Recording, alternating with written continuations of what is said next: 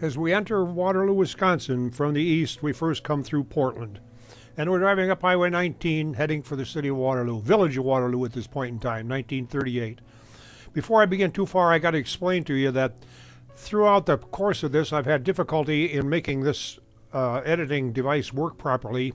That is, the synchronization of the audio and the video has been very, very difficult. So there are times when the audio will be different than the video. So at this point, we're seeing St. John's School on the right as we enter into the village of Waterloo. And the next thing is we're going to see a fellow walking into St. John's Church. That's Reverend Nitz, who was a pastor at that point in time.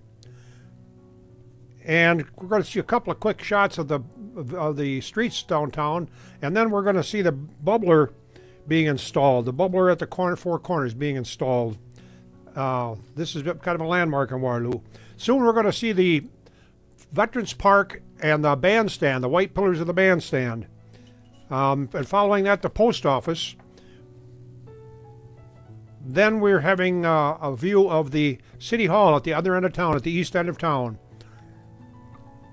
with a fire station, police station, public library on the second level. I don't know if you noticed the gas pumps on the left.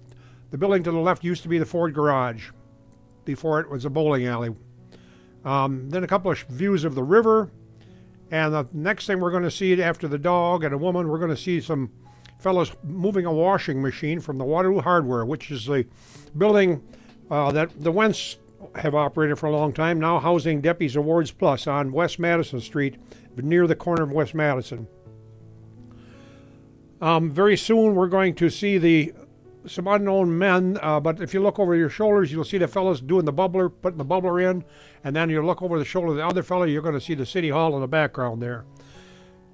Quickly, we're going to be going to the Veterinary Clinic, the brand new building on the other end of the business district. On the left is a veterinary clinic, Dr. John Ehlenfeld, and the brand new building being built on the corner of South Jackson and West Madison Street. That's the original Perry building, being built by L.E. Perry. And there's a couple of guys in here. There's one guy in here that might be the local contractors, either Ott or Hugo Zabel. There he is with his hat on. Following that, in a second here, we're going to see the White House behind the Perry building, and that's the Rohde House. Followed quickly by a couple of lads out in the sun. And then we're going to go to the other end of the business district to look at the implement shop. First, you see the big building behind across the river. There is the Beacon Hotel, still standing. Then we're going to see the lady here do a little demonstration with her tractor. Deputy Taves, McCormick Deering Farmall International Harvester dealer.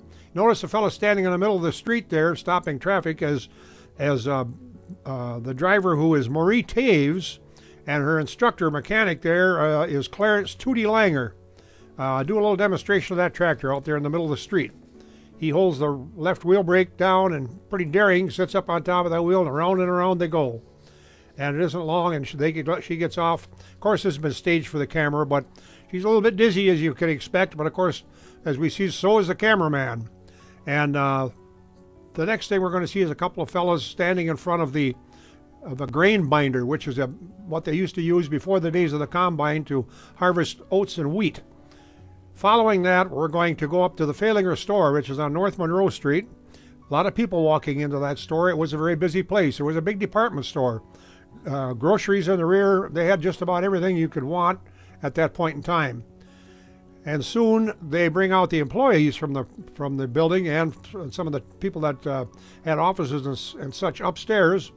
On the extreme right, the second and third people from the right are some little gals that some people might know, Leona and Loretta Meyer.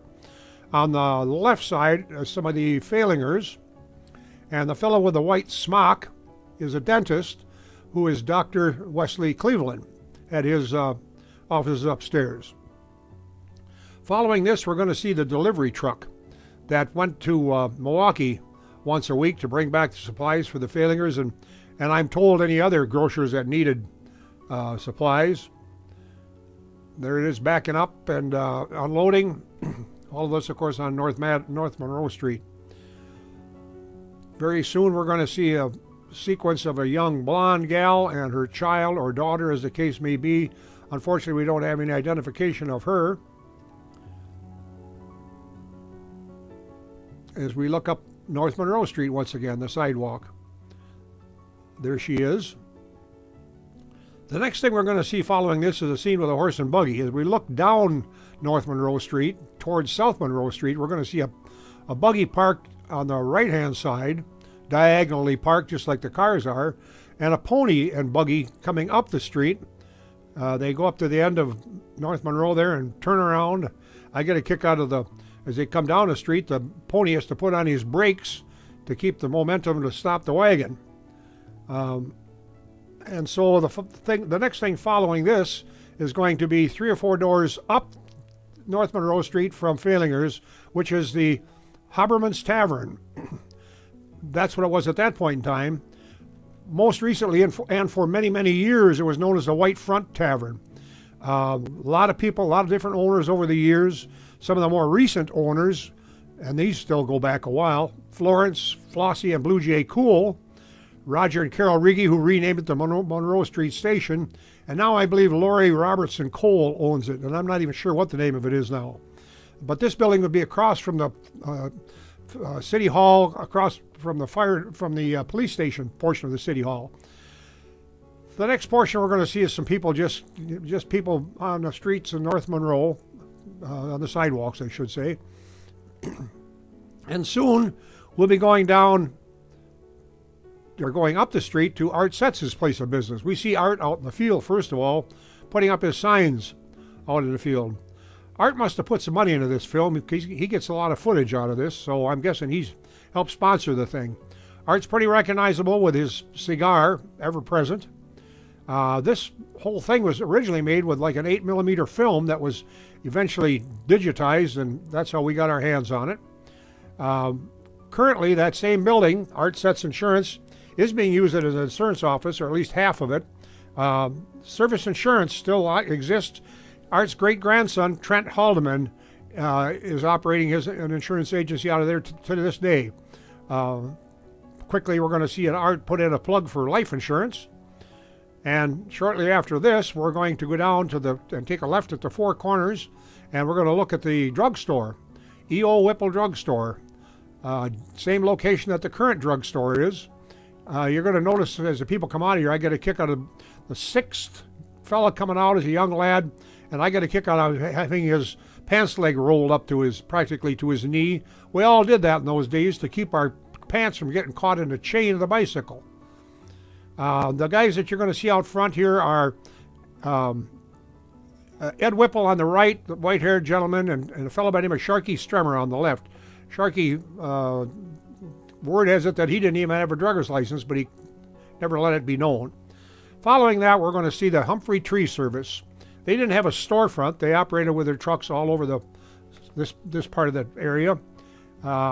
They were good at what they did, and you'll see spraying trees and cutting, pruning, and what have you. And you'll notice that they're pretty clever with the ropes, as he'll show you. He's kind of half acrobat to do this, I guess. He gets up in that tree, and they use the ropes not only to get up and to get him down, but also to lower chunks of logs and big branches so they didn't gouge out the ground when they landed.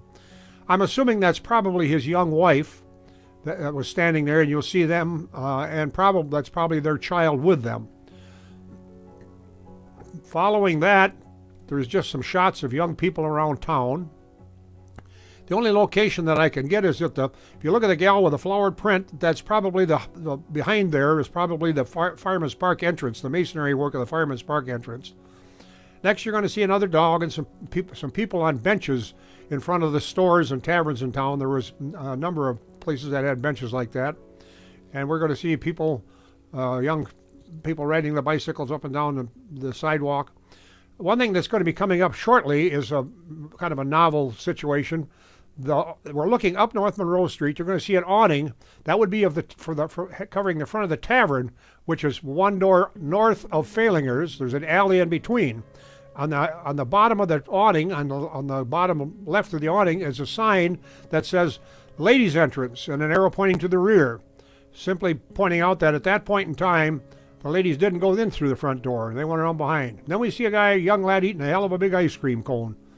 Following this, we get over into the Fnm Bank, which is down around the corner on West Madison Street, where the Avistar Credit Union is today.